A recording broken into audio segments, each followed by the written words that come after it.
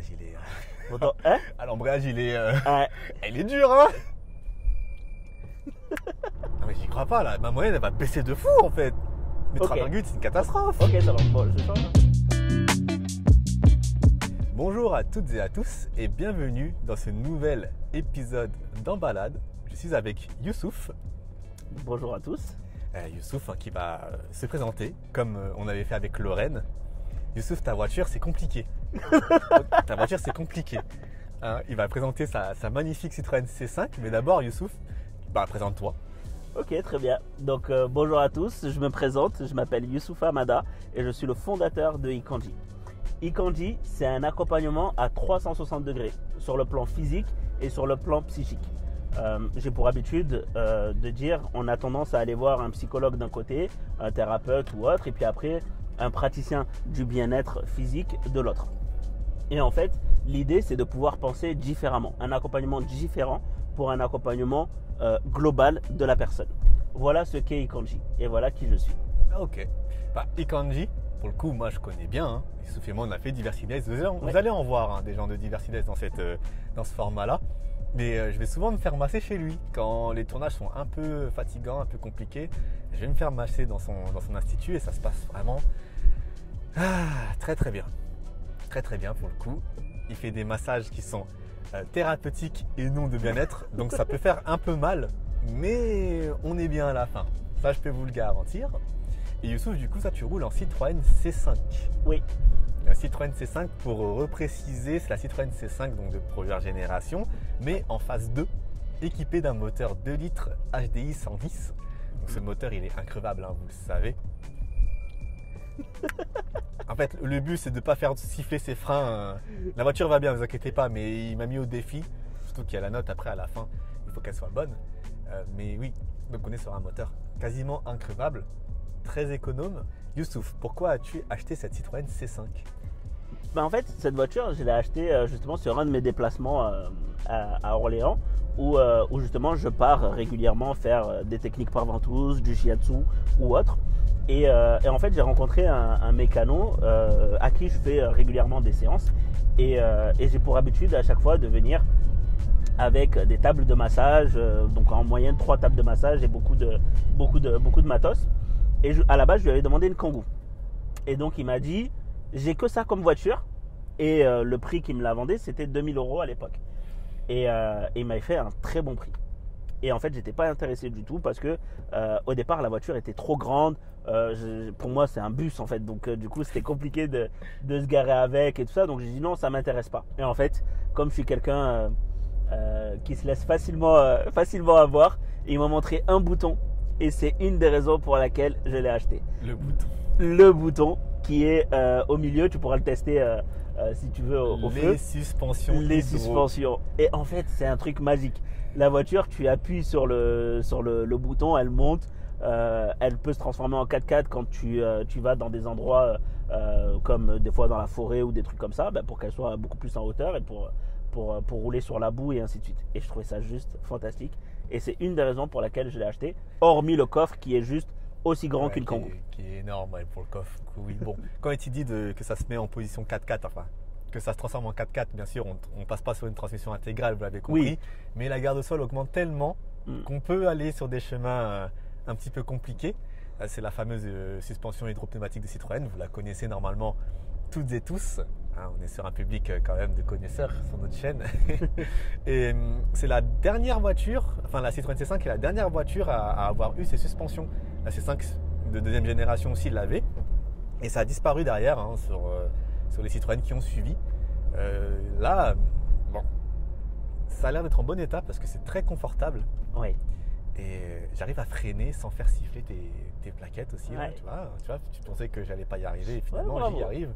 Oui, là, on est sur un savoir-faire que Citroën a toujours dans un sens. Et c'est très intéressant que tu en parles parce qu'aujourd'hui, ça n'existe plus. Et ça peut te permettre de sécuriser certaines montées sur les trottoirs aussi. Ouais. Moi, j'avais une Citroën Xantia en première voiture. Ouais. J'étais monté sur un trottoir qui était bloqué, enfin sur les espèces de poteaux en béton là. Et c'était grâce justement à cette option-là que j'étais redescendu du poteau. Du coup, qu'est-ce que tu aimes dans cette voiture ? enfin, 2-3 choses que tu aimes dans cette voiture et qu'est-ce que tu n'aimes pas. Ok. Alors, ce que j'aime déjà par-dessus tout, comme tu l'as dit, c'est le confort. Par exemple, je suis parti à Marseille avec, je peux faire de très longs trajets et la voiture elle se conduit assez facilement, il n'y a vraiment pas de problème. Ça c'est vraiment le point le plus rassurant de cette voiture. Et bien sûr, bon, je suis désolé de redire, c'est la suspension, mais par exemple quand je suis descendu par exemple à Marseille avec cette voiture, il y a des dodanes qui sont hauts comme je ne sais pas quoi et souvent ça touche le pare-choc, enfin, le truc devant. Ouais, tu touches, ouais. Et du coup, rien que le fait de mettre cette suspension-là, tu touches pas et c'est juste magique en fait. Donc voilà, donc il y a ça, bon, bien sûr le coffre, mais aussi surtout c'est cette capacité vraiment à être dans le confort, le passage de vitesse aussi. Moi je trouve ça vraiment agréable pour avoir conduit beaucoup de voitures et d'avoir changé beaucoup de voitures comme des Clio ou autres. Moi qui ai des jambes assez grandes, en fait pour passer les vitesses c'est beaucoup plus agréable. Ah, tu trouves que ouais. Pour moi. Okay. Pour moi en tout cas, qui ai de grandes jambes, c'est difficile de trouver un mauvais point. Ah, je sais, désolé. C'est difficile de trouver une voiture à ma taille par rapport à mes grandes jambes. Ok. Donc voilà, donc pour la disposition vraiment par rapport à mon gabarit. Ce que je n'aime pas, je ne sais pas si tu l'as remarqué, il n'y a pas d'essuie-glace arrière. Oui. Donc quand il pleut, c'est un peu tout le monde qui me dit où sont tes essuie-glaces arrière. Et c'est vrai que non, il n'y en a pas. Et quand il pleut, c'est un peu embêtant. Ça, c'est la première des choses. Ensuite, il y a la longueur. Par exemple, tourner à gauche, il faut prendre en compte le gabarit de la voiture. Donc, c'est quelque chose à prendre en compte. Ouais, c'est une familiale, quoi. Oui. Et donc voilà. Donc, c'est les deux choses, en tout cas, que j'aime pas. La longueur, donc. Ouais, la longueur.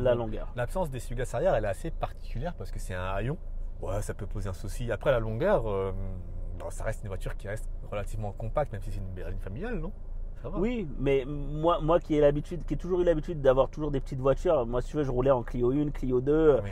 Fiat Tipo, j'ai eu que ça comme voiture. Et puis passer de Clio à Citroën C5, c'était chamboulant pour moi. Ok. Et là, aujourd'hui, est-ce que tu serais prêt à changer de voiture ou tu es parfaitement satisfait? Franchement, aujourd'hui, de par mon métier et de par ce que je fais, je suis entièrement satisfait et je la changerai pour rien au monde. Et pour rien au monde, carrément. Pour rien au monde. Là, tu vois, j'ai eu un souci de voiture par rapport au turbo et tout ça. J'en ai eu presque pour 1000 € de réparation. Quelque chose qui, de base, en règle générale, j'aurais dit non, je change de voiture. C'est pas la peine. Là, vraiment, je me suis dit non, il me la faut cette voiture et voilà. Ok. Du coup, niveau fiabilité, là, tu es à 220 000 km. Ouais. Après, tu es sur le 2 litres HDI qui est déjà de base un excellent moteur Ouais. chez Peugeot. Pas de boîte 6, tu n'as que 5 vitesses. Et ça consomme comment à peu près? Très honnêtement, si je fais le plein, je peux aller facilement jusqu'à Avignon avec. Donc c'est un grand réservoir et elle consomme très peu. Ok, là je vois marqué combien? Attends, 6,2 litres 100 en moyenne. Bon, tu peux faire moins que ça. Mais oui. Si, je pense qu'on peut faire largement mieux, mais la moyenne en règle générale c'est 5. Ok. Oh, 5 litres 100. Ouais. Ok, pour une voiture qui quand même fait son poids et sa taille. Ouais. Comme quoi. De toute façon, sur mes conseils, je conseille très rarement des diesels. Mais en ce qui concerne des berlines familiales, si vous avez des Citroën C5, des Peugeot, je crois 406 avec le même moteur, 407 c'est électronique et assez compliqué, donc évitez. Allez-y, surtout les Citroën C5 en phase 2, elles ont été fiabilisées et franchement, si vous avez besoin de quelque chose qui roule, c'est comme Youssouf le dit, allez-y, ça roule, ça consomme très très peu. Les ZFE c'est une histoire, on y reviendra un autre jour j'espère, mais oui, faut quand même le dire qu'en France on fait des bons trucs et ce moteur là, le 2 litres HDI, est l'un des meilleurs moteurs de la production automobile en diesel en tout cas. Est-ce que je vais arriver à prendre ce rond-point sans siffler? Non. Il fallait passer la deuxième avant. Ouais, mais waouh. Oui, mais si j'avais passé la deuxième avant, il aurait fallu anticiper avant. oui, mais le problème c'est que j'allais faire une grosse rupture de couple. Non, en fait, c'est comme dans l'entrepreneuriat, il suffit justement d'anticiper les ronds-points, anticiper les intersections, anticiper les feux, anticiper tout ce qui peut te faire freiner dans la vie Oh là là. et permettre de rétrograder suffisamment en avance et donc du coup de rouler un peu moins vite. Ok, en fait, ce qu'on est en train de me dire, c'est que ta voiture est une merguez et qu'il faut que je m'adapte en gros. Je dis juste qu'il est à la hauteur du leadership de l'entrepreneur. C'est très intéressant. Bon, on va essayer de s'en tirer un peu plus fort là. Ouais, c'est possible quand même. Hein. Ah oui, elle siffle. Bon, ok, mais ça va. Ça reste quand même très agréable à conduire et je pense que je m'en sors pas mal.